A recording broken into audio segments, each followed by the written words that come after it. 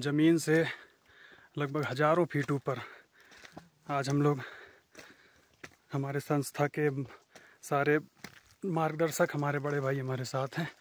आदरणीय दिनेश सांगुड़ी जी, श्री रामय जी, कृष्णा भैया, और आज आदरणीय दिनेश सांगुड़ी जी के मार्गदर्शन से बड़ी एक इनिशिएटिव हम लोग चला रहे हैं कि पहाड़ों में जो लोग आत्म ध्यान के लिए तो आते हैं परंतु कूड़ा कचरा प्लास्टिक ये सब छोड़ जाते हैं।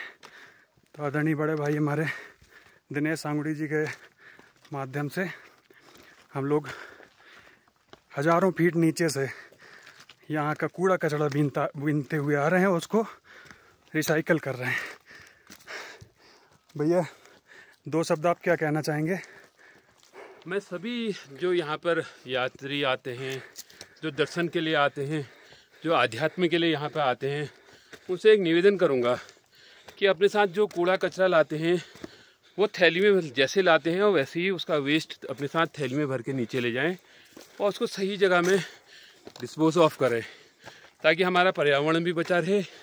ये देवभूमि है, इस देवभूमि में कई संत महात्मा हुए हैं और वैसे भी ये हिमालय रेंज है।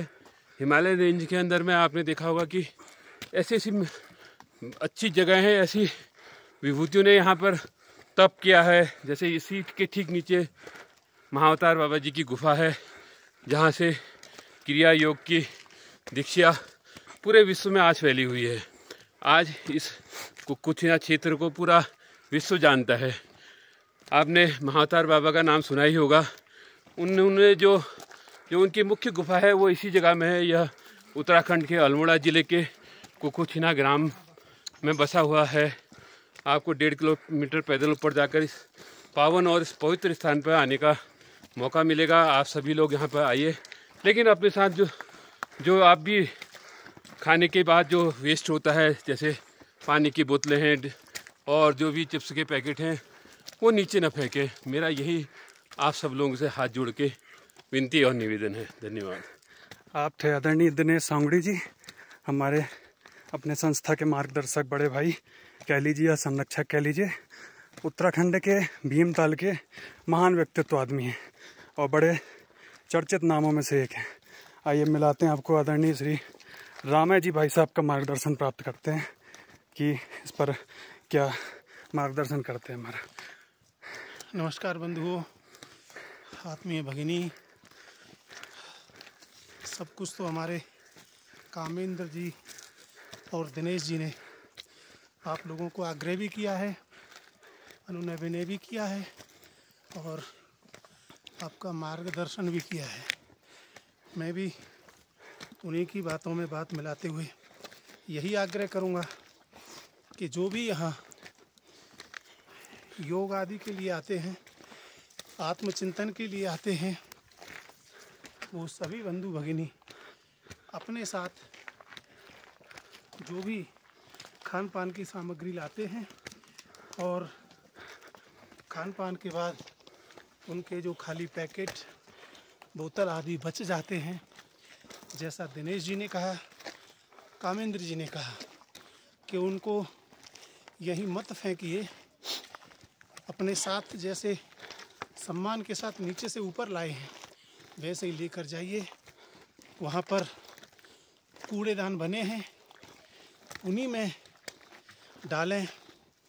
और अगर हम ऐसा नहीं करेंगे तो सोचिए, जिस भगवान को शुचिता पसंद है और आप गंदगी फैलाएंगे तो क्या आप कभी भगवान को प्राप्त कर पाएंगे? मुझे लगता है नहीं। तो वास्तव में पर्यावरण 2 प्रकार का होता है, अंतस का और बाह्य। पहले अंदर के पर्यावरण को ठीक करने के लिए अंदर का मानस ठीक करना होगा। ये जो हमारे द्वारा फैलाई जाने वाली गंदगी है वह और किसी का नहीं, हमारा और हमारों के जीवन के लिए ही ये नश्वर बनने वाली है। इसलिए सभी से विनम्र प्रार्थना कि आप ऊपर आएंगे ही और अपने जीविका के लिए कुछ खाने का पीने का लाएंगे ही, उनके अवशिष्ट को ससम्मान नीचे लेकर जाएं, यथा स्थान उनको रखें।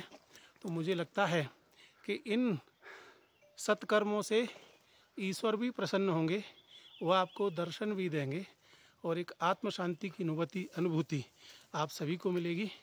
धन्यवाद। जय हिंद, जय भारत। आप थे हमारे आदरणीय श्री रामय जी भाई साहब, जो कि समाज सेवा में अपना एक अहम स्थान रखते हैं। तो आशा है कि हम सभी छोटे भाई, बड़े भाई, सम्मानित लोग आपकी आज्ञा का पालन करेंगे। इसी के साथ आपको सादर प्रणाम।